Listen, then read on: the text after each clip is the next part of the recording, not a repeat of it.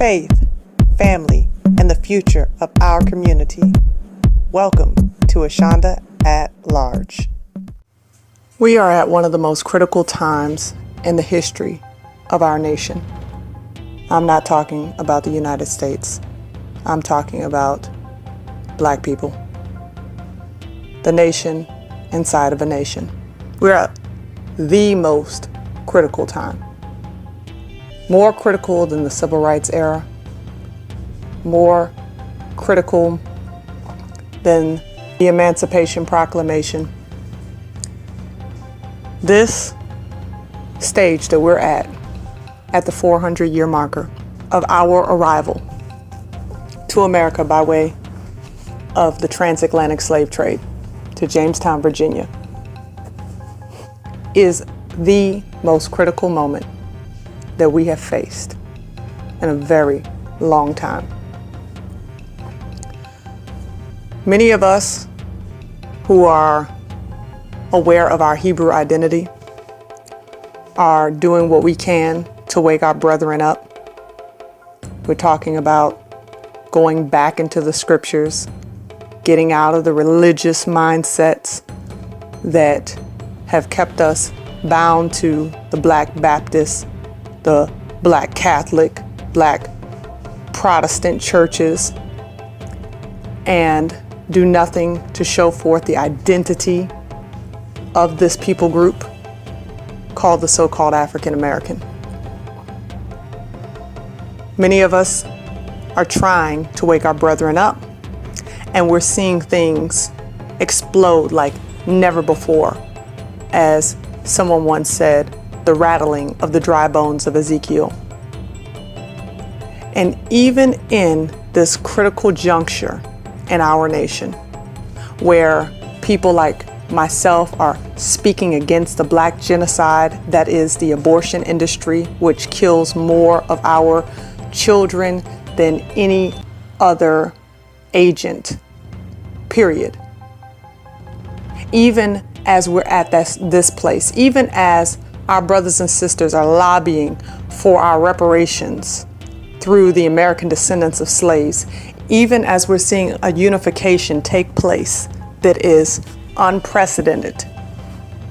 And I say unprecedented because even during the Civil Rights era, the goal was not multifaceted. Civil rights was about being able to be equal on equal ground with white America so that we could coexist.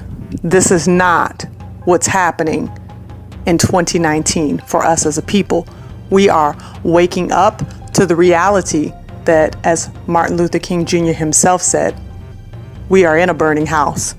And it is time that we wake up to all of the manipulative tactics that have been used to keep us divided, to keep us deadened, to keep us locked out of every sphere in society.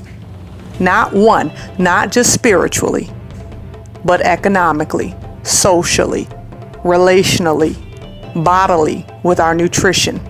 We're seeing it on an unprecedented level because it's hitting every single area, component in which life itself on this side of heaven concerns. And this is a very, very good thing.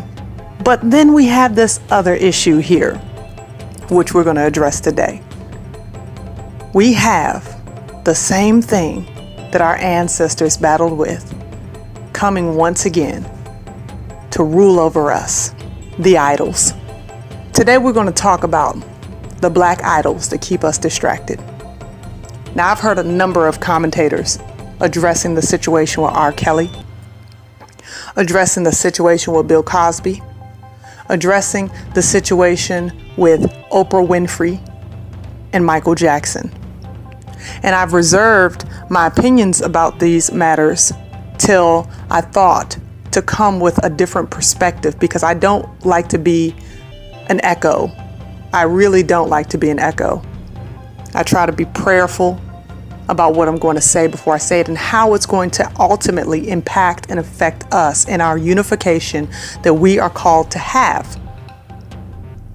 And I've come to the understanding that what we're seeing now at this unprecedented moment in our history is another Trojan horse by way of our black idols. There's so much all of a sudden in the media now about R. Kelly, who's been accused of pedophilia for nearly 20 years. All of a sudden now that Michael Jackson's been dead for how many years, that he's back in the news about what again? Pedophilia. And Oprah Winfrey is doing a documentary or has done a documentary about it. And now we're going back and forth. Oh, she's a sellout. And oh, Michael Jackson, he was a pedophile and I don't want to listen to his music anymore. And oh, R. Kelly, he's a pedophile. And all of this is nothing but a mirage. It is a mirage. And we have to recognize it. Just like my last show where I was talking about how the Black immigrant and ADOS conflict over this issue of who deserves American reparations is something that's being pulled by the hands of those who control the media.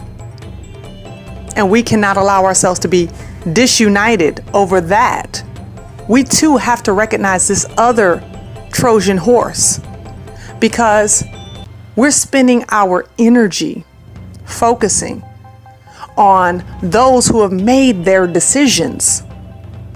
So we're going to talk about that a little bit today, because we need to understand where we're at in our time. There was a movie I watched when I was a child, a long time ago, starred Macaulay Culkin. It was called The Good Son. And in this movie, I think he was in it with Elijah Wood, and he was just this terrorist child. He was an absolute horror. I mean, it was like he woke up and he just had evil on his mind all the time.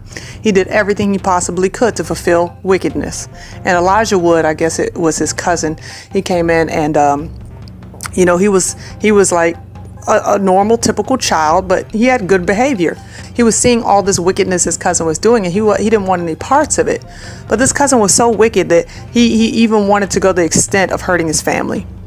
And it got to the end of the movie, into a scene where he had tried, Macaulay Culkin's character had tried to kill his mother.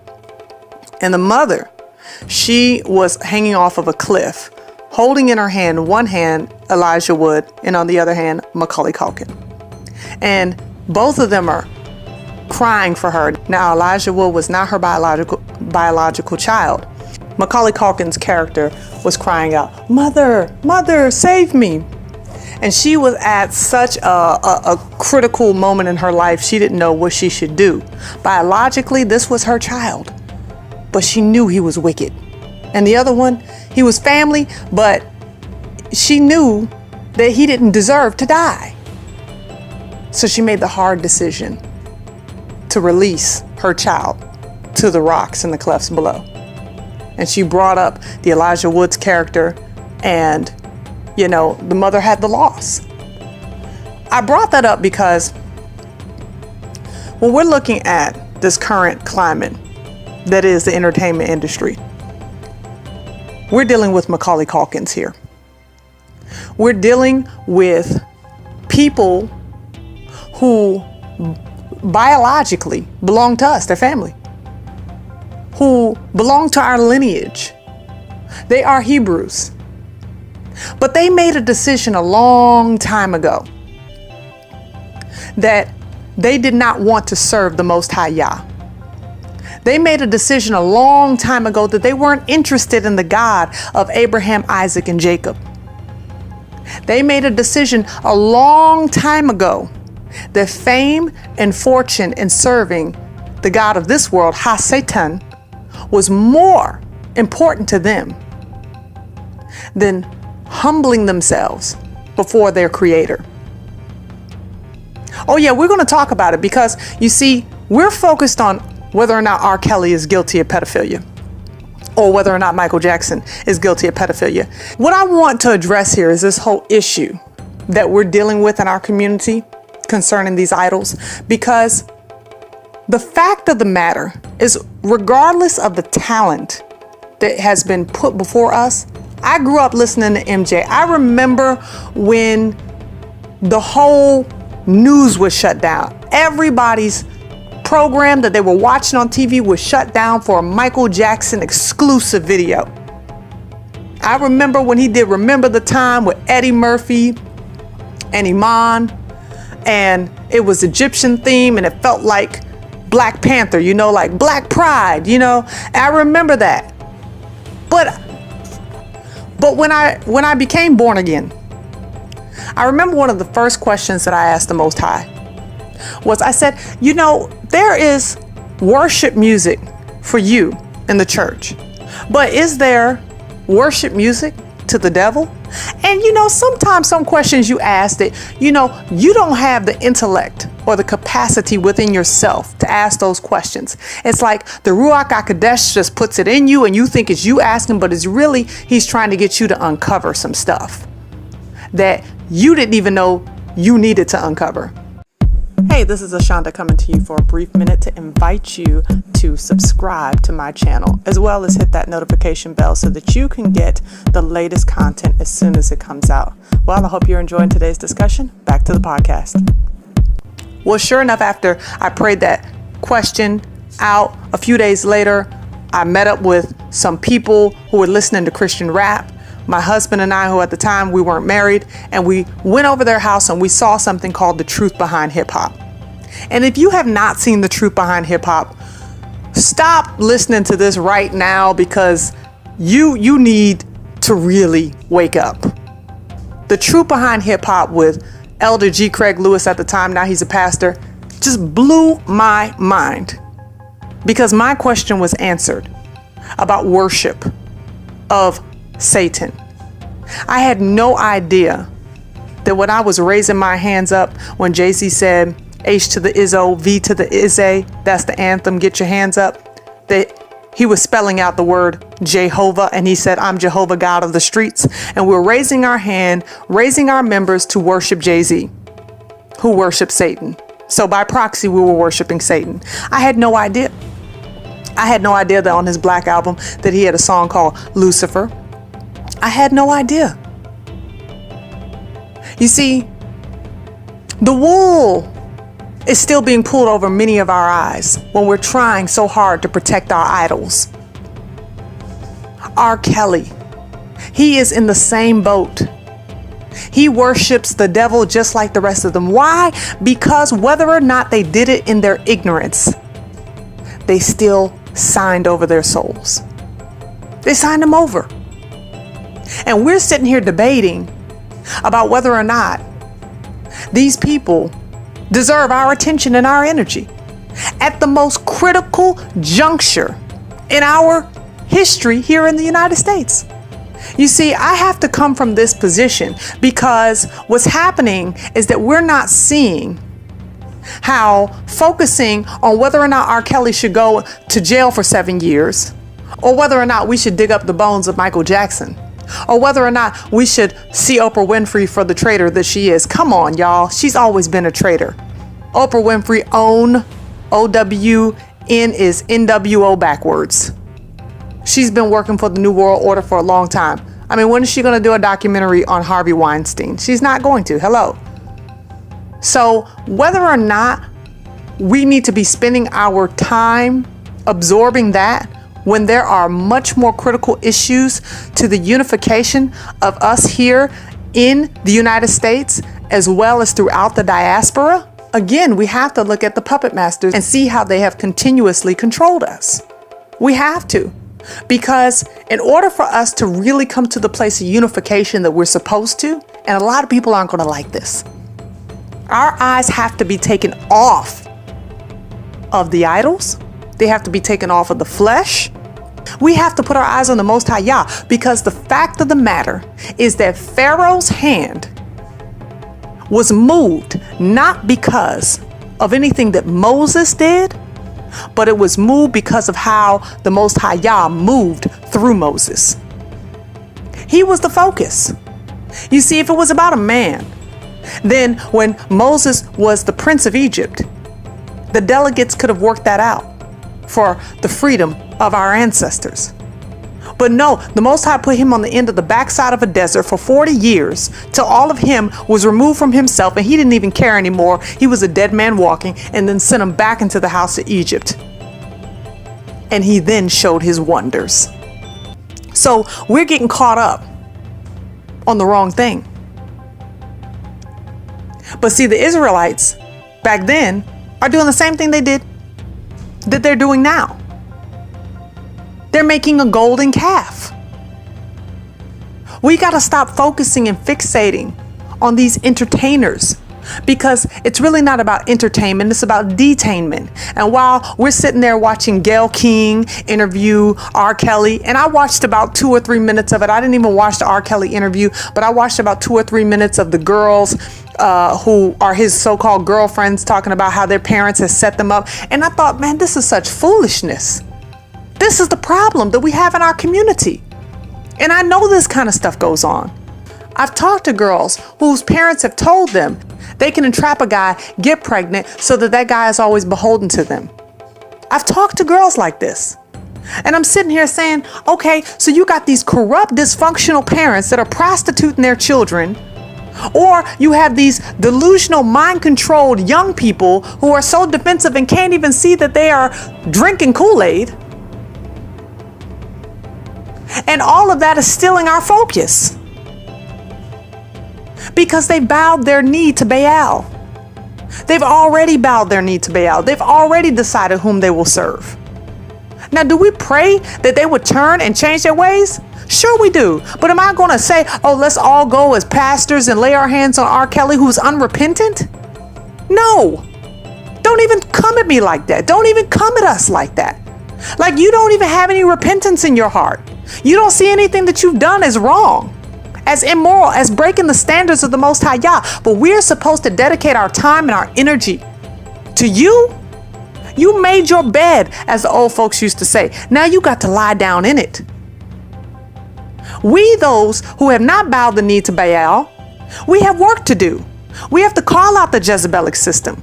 We have to call out King Ahab. We have to get ready to line up and have the horses of Jehu to get ready to throw Jezebel over the balcony, because she's destroying us with these Molech, Baal gods. She's destroying us with the Asherah poles. She's destroying us with the focus on all the things that don't concern us, because they're foreign to us.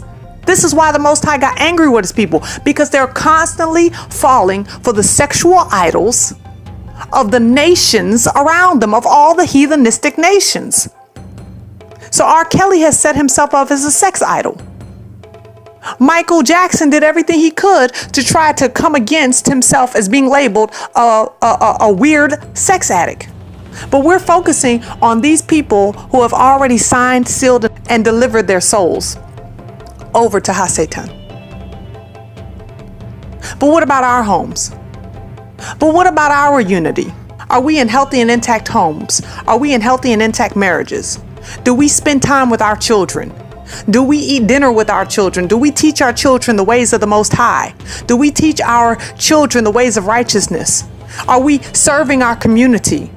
Are we being a light and salt in our community? Are we doing those things that we need to do in order for us to get correct and be right before the Most High, so that He can deliver us from this second Egypt?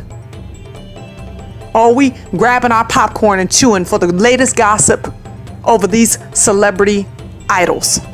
So I'm coming from a different perspective, because I think it's important that we don't lose our focus. This is the time where we need it the most. And just like in the Old Testament, every time the children of Israel united, listened to the Most High, there would be somebody there like Balak to try to find out from Balaam, how do you destroy the Hebrew people? They're so successful. Oh, you just give them foreign wives so that they can have promiscuous sex, and then the Most High's favor will come off of them. Because that's exactly what happened. And there's a spirit of Balak and the spirit of Balaam that is over our people that has to be broken. Y'all, we're dealing with curse. We're dealing with spirits of uncleanness and fornication and degradation and just every which way possible. The enemy has come against us. We have to be on guard. We have to be the Nehemiah generation, the Moses generation. We have to be able to have watchers on the wall and say, hold on a second, the enemy's coming with a Trojan horse, y'all. We don't need to lose focus. We got to have a brick in one hand and a sword in the other hand. And the sword is the word of the Most High, so that we will be able to cut through and discern all of this nonsense that's being put before us. We have to. We don't have time for this. We just don't have time for this. We have to allow the Most High to change our minds. We come into this world, as my husband told me, someone said, with a Luciferian mindset. This is why in Romans chapter 12, verse 2, the Most High says, be not conformed after the pattern of this world, but be ye transformed through the renewing of your mind. We have to have our minds renewed. We're not going to inherit a promised land while we're focused on these gods and these idols. We're not. And this is a critical juncture. We have to be able to recognize the sign of the times. But many people are going to hear this and they won't. Many people will hear this and they say, oh, whatever. And that's fine. If that's not where you're at, that's fine. You're on your different part of the journey. But some of y'all listening to this it'll register in your spirit. Yep, that's right. That's exactly right. Our focus is being distracted on foolishness when we are supposed to be unifying and caring about our own. We're getting distracted on nonsense from idols. So my position is, don't waste your time or energy on it. I don't believe in supporting with my dollars this kind of foolishness. No, I don't have Netflix because I'm not going to support this foolishness.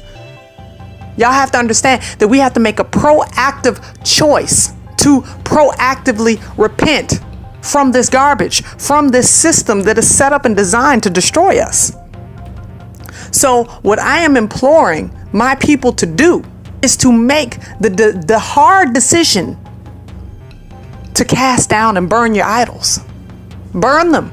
Burn all your DVDs, burn all your CDs, burn your MP3 players with all that foolishness on it. Burn that garbage. And if you have not watched The Truth Behind Hip Hop, they got like 9 series out now. Then definitely you need to do that, because it's time that we begin to realize that the awakening is on a massive scale. Every part of us has to be awakened. And I'm just doing my part. My husband and I, we have the mom and dad mission. My Ovaries Matter and Dedicated All Day for the restoration of our homes and our community, to serve the most disenfranchised members in our community, which are our moms and dads facing crisis pregnancy, and rebuild and restructure the Black home. And we're doing it through this show. We're doing it by meeting with our local people, putting boots to the ground and meeting with people locally and speaking to our community locally and waking up our community locally. We have to do that. We have to do that. And you don't need an organization to do that. We're not big. We're not some great big whatever. We don't have no 501c3, or nor are we interested in it. What we're interested in is obeying the will and the command of the Most High Yah over our lives. And so what I'm saying is, find your purpose. Find what you are supposed to be doing here on this earth, because he's coming back. And he's going to want to know, with those talents that he gave you, what did you do? Did you bury them in the ground, or did you make them useful for the kingdom, for the service of the Most High?